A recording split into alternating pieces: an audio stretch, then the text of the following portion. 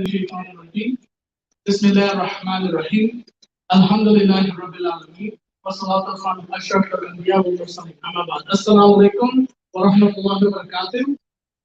Welcome everybody to tonight's iftar dinner with A Continuous Charity Foundation. Oh, I thought the power went off again. Oh no. Oh no, I love that. Thank you so much. I appreciate that. Thank all of you for braving the storm and coming out to tonight's program. We actually had an oversold out program. We had over 60 plus tickets sold. I think this weather probably kept a lot of people away.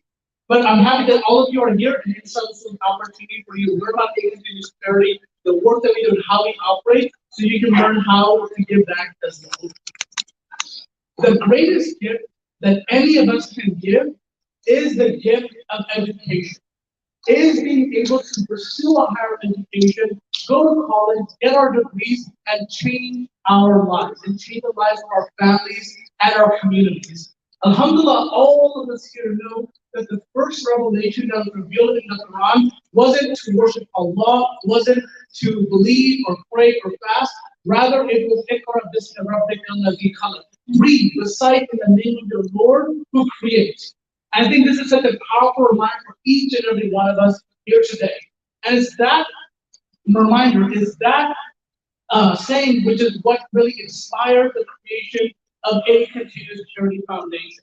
Alhamdulillah, A Continuous Charity Foundation is one of the most unique and important organizations for Muslims in America. And today I'm going to go over a little bit about that. Of course, all of you know me. My name is Faizan Syed. I was the Executive Director of Care here in St. Louis for many years, and then I'm the Director of Care in Texas. I've been actually working with Care for over 10 years, and then just about a month and a half ago, I left Care, and now I'm doing my own nonprofit consulting work. So, mashallah, I did that for 10 years, did a lot of civil rights and legal cases, but now I have my own nonprofit that I work with, and I do consulting. So I get to work with amazing charities, such as A Continuous Charity Foundation. I'm also the co-founder of this charity as well. And today I want to tell you about our history, about our past, and where we came from. 10 years ago, myself and Dr. Atar Haq, who's a good friend of mine, we met in Des Moines, Iowa. We met literally in the geographic middle of nowhere, America. And when we met, it was friendship at first sight. We became best friends and buddies with each other. Dr. Atar Haq, he's from a very wealthy family. His parents are doctors, his uncles are doctors. In fact, even his cat and his goldfish were both doctors. They both went to medical school, believe it or not. And he was from such a wealthy family that he, when he would go to the university, he would give other students loans from his own money. So when he would meet people at the university and they needed help, he would actually provide help for these people who were pursuing their higher education. And this guy was crazy enough that every month he would get on the phone, call them, and he'd be like, "Where's my money? You have to pay me back. Give me my money back," right? He'd have month after month after month. And he realized there has to be a better way. There has to be a better way for him to help students meet this educational help, but not have to call people to remind them and make sure they pay back. In fact, all around the country, so many of our community, so many physicians in our community, they provide interest-free loans to students. The problem is they never get paid back, people don't take it seriously, and it doesn't become a system. It just so happened that I was in St. Louis at the time. I was actually living at one of my uncle's homes. I was renting his house, and Dr. Atar called me, and he said, "Hey, listen, I have this great idea. I want to create a charity in which we loan students money, and then they pay it back, and then we loan it again." And I said, "What do you mean? You want to create a charity that gives grants or scholarships?" No. I want to give a charity. We'll create an organization that gives loans specifically. So I told him, "Listen, this is a crazy idea. It's never going to work. Don't call me again." But then, of course, I thought more about it and I said, "Wait a second, this could actually work. This would actually make a big impact." And alhamdulillah, 10 years ago, we created A Continuous Charity Foundation. That first year that we created that charity, we raised a national total of $60,000. Alhamdulillah. But of course, when we raised $60,000 and we helped 4 students who paid for their higher education. When we did that, of course, the people in the community came to us and said, $60,000, that's it? That's nothing. I didn't, what are you doing? That is absolutely nothing. $60,000 isn't going to help anybody. My son, my daughter has a loan bigger than $60,000. So there's a lot of negative feedback. People just like, this is a crazy idea. Nothing you're saying makes any sense. But what they didn't understand is how a continuous charity is able to grow and compound the donation that our charity gets, and how we're able to build people and get their education done. Now, alhamdulillah, 10 years later, a continuous charity has now given, these numbers are old because we did our application cycle. A continuous charity has now loaned over $6.2 million in interest-free student loans across the nation. We've been able to now have over 460 college students in medical school, in law school, in undergraduate, postgraduate, get their higher education by providing interest-free loans. We've also been able to get almost $2.6 million of the loan that we've given have been repaid to us. And we have a 97% repayment of our loans. If you go to Bank of America, if you go to Chase Bank, if you go to any bank out there, none of them have close to 97% payment.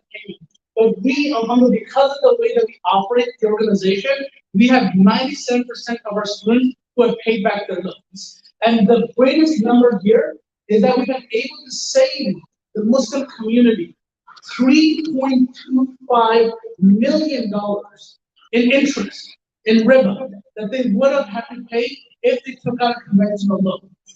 Oftentimes we wonder, why is it that our community doesn't have enough money to build a masjid? Or why is it that our community doesn't have enough money to do this or that? Or what's going on? It's because you and I and all of us in this room and all of us in our community, when we go to college, get our higher education, we take on these loans, and these loans have interest on them. So now imagine, what could $3.23 million do for the Muslim community in St. Louis right now? What could $3.3 million do for our Islamic school, our masjid, any organization that's helping people overseas? It's not that we don't have the funds. It's that all of us here have student debt, then credit card debt, then car loans, home loans, then medical bills, and that keeps piling up so we never get out of it. And that's the entire point of the Western system. It is designed to keep you in perpetual poverty, so that way you never get over. So within 10 years, we went from 60,000 now to over 6 million. And the next 10 years, our goal as an organization is to get to $100 million as an organization. We are now established our central team, and we're now doing chapters and fundraisers all across the country excessively and extensively, because we want to hit that $100 million mark. Once you have $100 million with agencies charity, then whether you go to Washington, Maryville, Merrimack, well, maybe not Merrimack, because Merrimack is expensive. Columbia University, wherever you go, that will be a true alternative and viable option to taking on student loans with interest. This is our goal, and this is where we're headed to. Not only can we make it to that goal, but we are going to make it to that goal, because the way that we're able to fund and exponentially raise money as we share this idea with others, we get more and more support with it as well.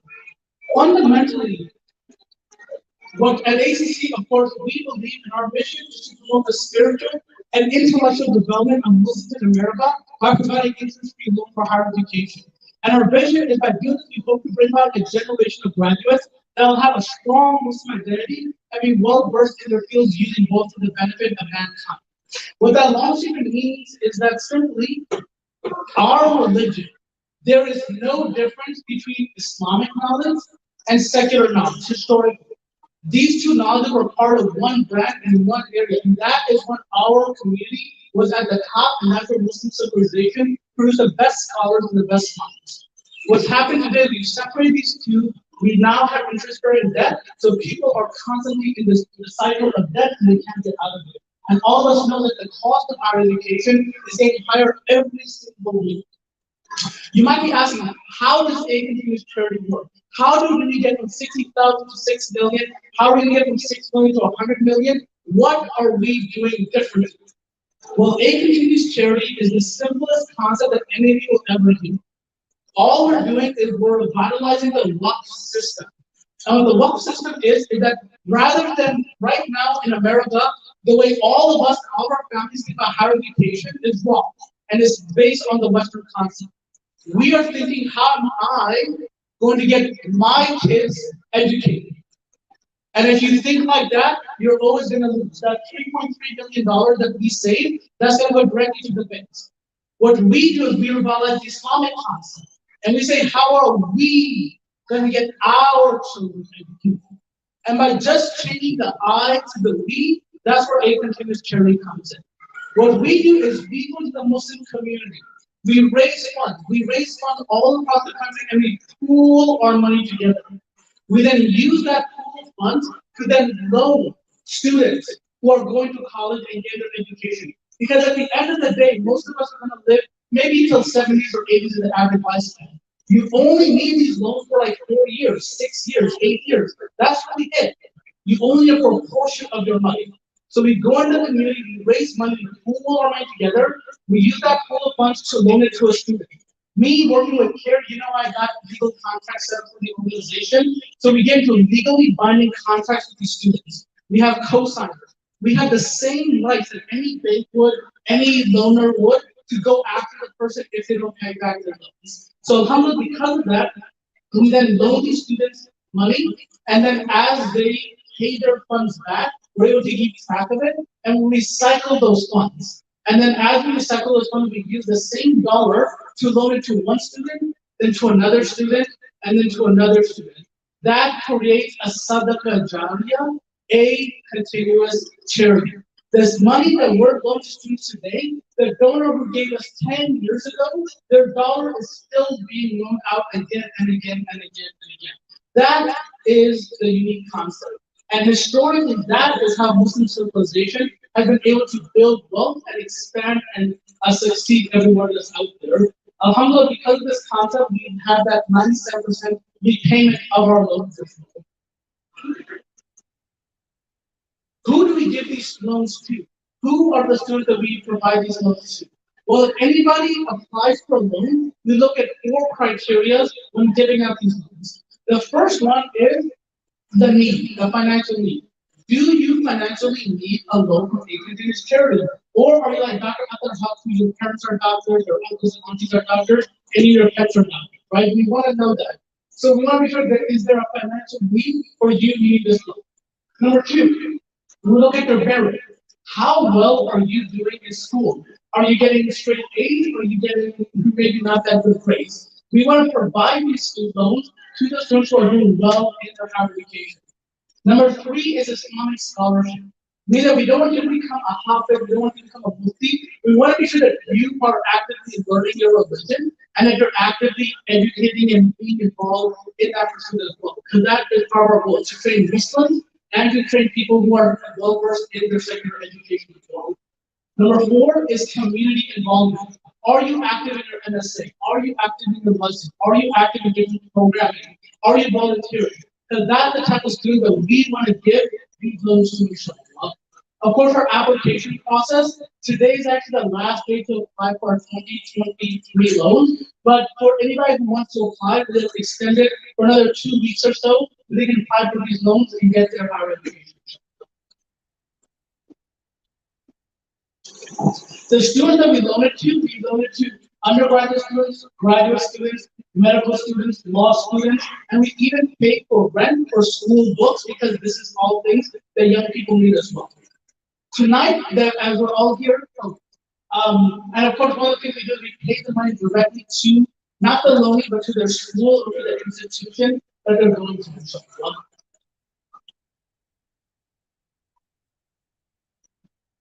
How do we ensure we pay? How do we make sure that all of our students pay back their loans? Simple. Number 1, we get legally binding contracts with those students, and we do that in a professional manner. That way, they're required to pay back their loans. Number 2, we also get co-signers. So if the student doesn't pay back, we then go after the parents or whoever the co-signer is as well to make sure that these loans will pay back. We also have, importantly, a back-end staff.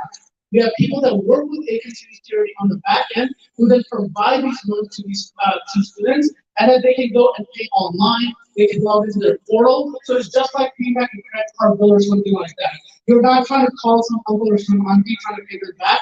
Rather, it's a professional system. You go to your website, you have your portal, and you can make those payments there.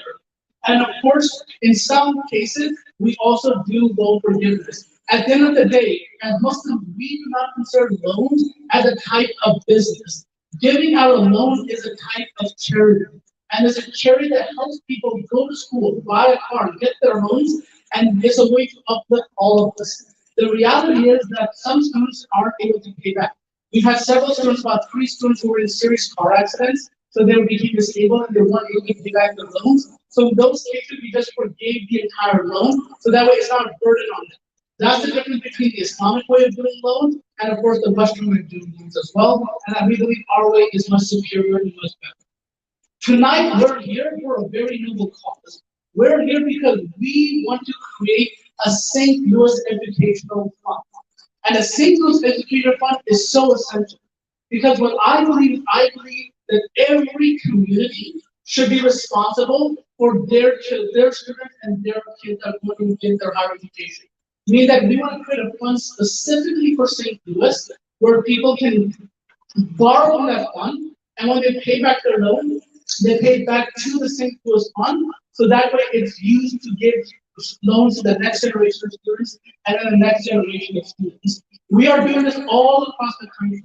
We're creating these local funds, not only on the city level, but we're also creating these local funds on the masjid level. So we have various masajids who are able to create these funds as well.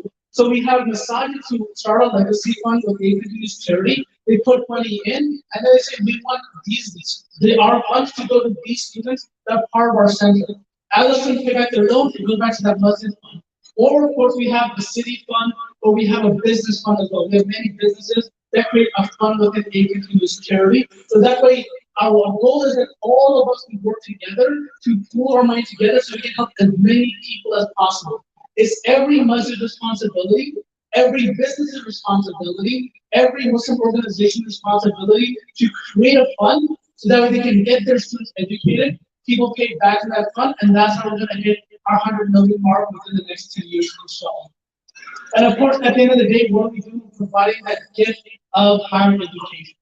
Tonight, we're here to support that fund.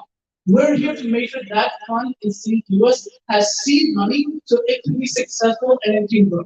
Alhamdulillah, before I came to this program tonight, I spoke to, as you know, our community is mashallah very, very generous and they give graciously. So I got 2 people in our community who both gave $10,000 to Aid Continuous Charity so we could start and launch this month. Takbir, Allah, mashallah. So $20,000 in, I have several other doctors. Believe it or not, this one is sold out again, but I think this one took a lot of people away. So we have several doctors in the community and individuals who are already committed to giving money to this cause and this charity because they understand the importance of it. I want all of us to think, what has education done for you? How has education changed your life? What do you hope it will do for your children? And how are they going to afford higher education? For me, for most of us here, if we did not have our degrees, if we did not go to college, we would not be where we are today. And what we need to do is we all have a responsibility to change the way we think, pool our funds together, and invest in a continuous charity so we can put money into this loan as well. One of the best ways to support a continuous charity is with a legacy fund. Any of you who are interested in creating a legacy fund for your family, it's for $10,000 or I think $15,000 is starting.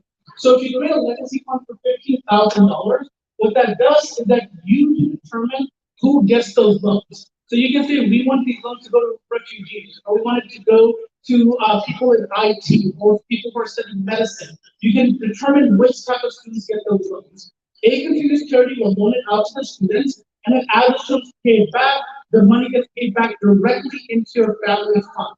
And then that money is then recycled year after year after year. Alhamdulillah, the biggest family fund that we have is over $80,000 with a continuous charity, and it's something that this family loves to do because they get to see which students get the loan, how they pay it back, and as they pay it back, it's loaned again and again and again. What's funny about that particular family is that that family wants to use their family fund to also give it to their own children. Now, like, why do you want to give it to your own children? You're rich, you can pay for your kids' college. And they're like, because we're rich, we don't want to pay for our kids' college. We want them to learn about the responsibility of paying for school, about struggling and getting a job, and going through that process of paying back your loans. So because of that, rather than pay for their kids' education, they create a legacy fund. They got their nonprofit tax deduction. They use that for years. Their kids were very small when we started it, I think like 7 years ago. Now they're starting to get to that college age. For 7 years, their funding, rather than staying in the bank, it was going to help students go to college. They would talk to their kids about the students that they're helping. And then now that their students are about to go to college, they'll be able to tap into that fund to pay for their higher education, and then their kids pay back into that fund as well. This is the real unique way that APT charity works, and the way that we're making a major impact around the country as well. Tonight, I'm not going to do any auction style fundraiser because we have a lot of people that aren't here.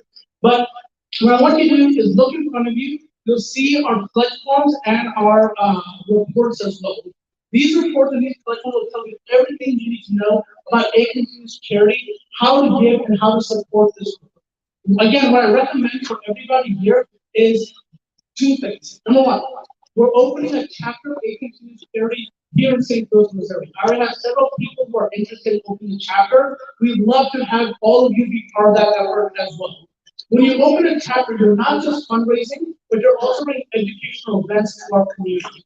ACC, we partner with many universities, but we have experts who are going to come in and do college workshops, who will do how to reduce the college debt, how to apply for scholarships. You can bring those programs into our community, which is what we ultimately want to do. So number one, if you're interested in being part of the chapter of ACC St. Louis, let me know, contact me, I will get you on that today. Number two, tonight, give what you can to support the St. Louis Educational Fund. Those of you who are able to create a family fund, I encourage you to create a family fund, or if you know people in the community that can create this family fund, do that as well. It's $15,000 to start it, and if we're going to inshallah get the Islamic Foundation to create a fund within their budget, we're also going to get the Darul Jamal Masjid, inshallah, to do the same. We need all those sides to do so. But the idea is every community, every year they raise money, they loan to their students, they pay it back, that happens again and again and again. So tonight, see the formula for you, make the donation that you can, support the work of the APT charity, and remember, what are we investing in? We are investing in education.